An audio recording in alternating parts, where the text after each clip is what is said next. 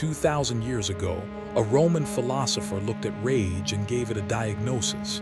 Not power, not passion, insanity, and a brief one. Seneca wrote an entire book proving it, and he opened not with a lecture, but with a story about Plato and a slave who was about to be beaten. Aristotle thought anger could be tamed and put to work, a controlled fire for courage. Seneca disagreed completely. Anger is useless even at its most restrained because it never obeys reason.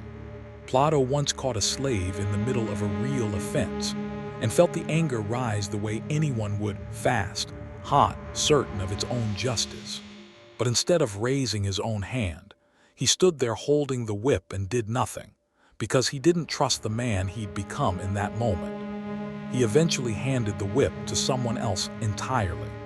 His reasoning, recorded by Seneca, is almost embarrassingly simple. I would beat you if I were not angry. He didn't trust his own judgment while the fire was still lit. That single sentence is the whole treatise in miniature. Not suppress the anger, just refuse to act while it's driving. If anger is temporary insanity, the fix isn't willpower, it's timing. Go back to that room. Plato is standing over a slave who deserves punishment, whip in hand, and he knows exactly how angry he is.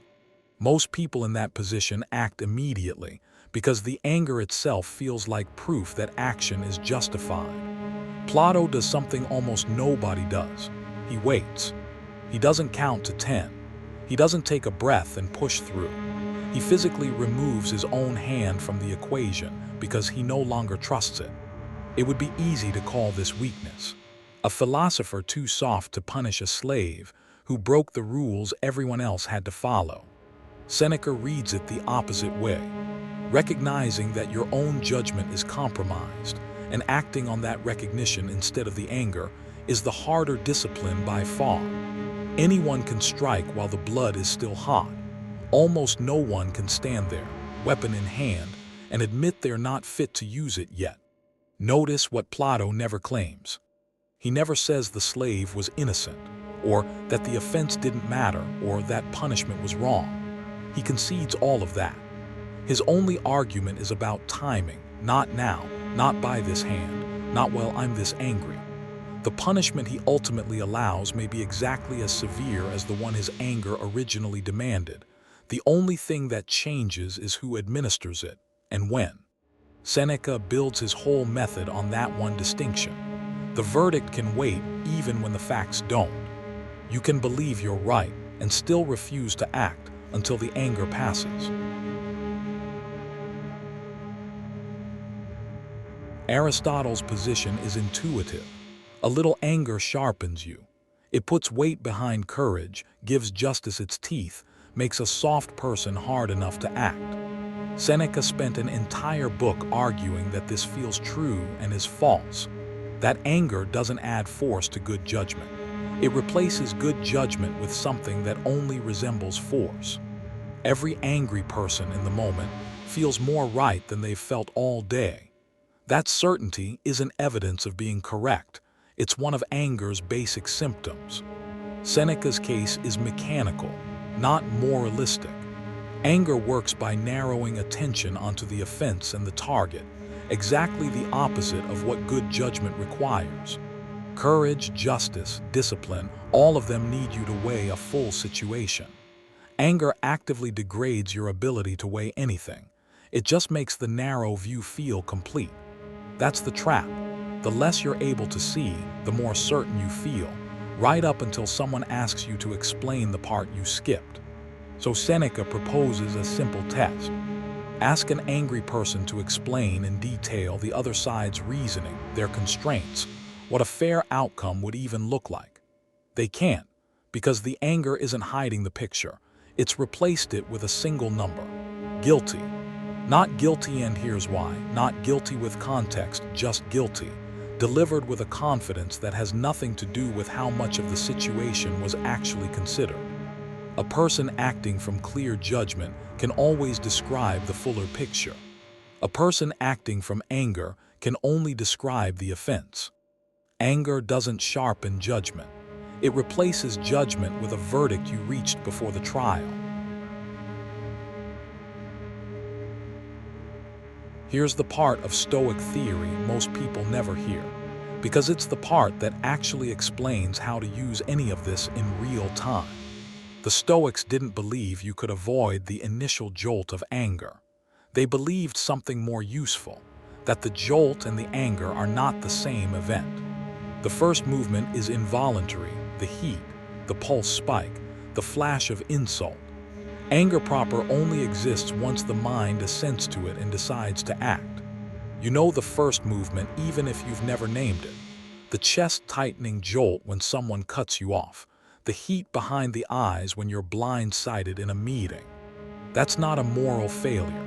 Even the calmest Stoic teachers admitted the jolt happens to everyone, sages included, involuntary, like flinching at a loud noise. Even a Stoic sage, by their own account, would go pale or feel their pulse jump. The theory was never that you'd stop feeling it, only that you'd stop being ruled by it. The choice isn't whether you feel the jolt. The choice is what happens in the half-second after. Whether you assent to the story the jolt is telling you and let it become a decision, or whether you notice the story and decline to sign off on it. That noticing is a skill like any other, clumsy at first, faster with practice, until eventually you can feel the jolt arrive and simply watch it pass without signing anything. That half-second is small. It's also the entire territory the rest of this method operates in. You don't control the jolt, you control the half-second after it. If the whole danger of anger lies in that half-second of assent, Seneca's fix follows directly. Don't decide anything while you're still inside it. He has a name for the remedy, and it isn't willpower or virtue. It's the plainest tool available to anyone: delay. Seneca's actual prescription, stripped of ornament. The greatest remedy for anger is postponement, not because time cures the offense, but because it starves the ascent of its heat. In practice, this is almost comically physical. Leave the room, walk somewhere else, sleep on it. Put a full day between the offense and any response you're allowed to give. None of it resolves the situation. All of it removes the decision from the one version of you least equipped to make it well. The angry version of you is, for a few minutes or a few hours, simply not the person who should be trusted with a verdict. And Seneca thought that was worth building a whole habit around. Seneca took this further than personal advice. He argued that anyone with real power to punish, a judge, a magistrate, a parent, should build delay into the role itself. Never sentence on the day of the offense, always require a second look with cooler blood. Not because the first verdict is always wrong, but because a system that never checks is a system that has quietly agreed to be run by whoever is angriest that day. The system, not just the individual, was supposed to be built around the same gap Plato found on his own. Postpone the response, not the accountability. The verdict can wait, the facts don't have to. None of this stayed in Rome. The reply-all email, the blindsided meeting, the message that reads like an attack, they produce the exact same first movement Seneca described. The difference is speed. A Roman insult took hours to travel. A modern one arrives in your pocket, and the reply button is one tap from the jolt. Someone criticizes your work in front of the team, unfairly, and the jolt hits before you've processed a single word of what they actually said. The jolt wants a reply drafted in the next 90 seconds. Sharp, justified, delivered while your hands are still slightly shaking, because it feels like the only window where it'll land. Every part of that plan is the first movement talking. None of it has passed through anything resembling judgment yet. The reply might turn out to be right eventually. The facts might even support it, but written in that state, it will carry the anger's fingerprints whether you intend it to or not. The Stoic move isn't to swallow it and say nothing forever. It's to do the desk version of what Plato did with the whip. Close the laptop, Take the walk. Write the email and don't send it. Sleep on the sentence you were about to say out loud in that room. 9 times out of 10, the version you send the next morning is shorter, sharper in the ways that actually matter, and missing every line you would have regretted by lunch. The criticism might still deserve a sharp answer tomorrow. It almost never deserves the one you'd have given in the first 90 seconds. The delay isn't about being nicer. It's about answering with the version of you that can actually think. Seneca doesn't only warn about small moments. He tells a story about what anger looks like with real power behind it, and it's genuinely hard to read. A wealthy Roman host named Vedius Pollio kept a pool of man-eating fish and threw slaves into it for offenses as small as breaking a cup. When Augustus witnessed it happen, he was horrified, freed the slave on the spot, and ordered every one of Pollio's fish ponds destroyed. Even an emperor drew a line here. Nobody's feeding people to fish anymore. But the shape of the story survives everywhere anger meets an audience. Road rage at a stranger who can't fight back. A pile-on aimed at someone who made one bad post. The scale is smaller. The mechanism, punishment sized to the anger instead of to the offense, is identical. A honking horn becomes a chase. A single bad opinion becomes a campaign to end someone's career. In both cases, the response has stopped answering the offense and started answering the anger. This is where the dichotomy of control actually earns its keep.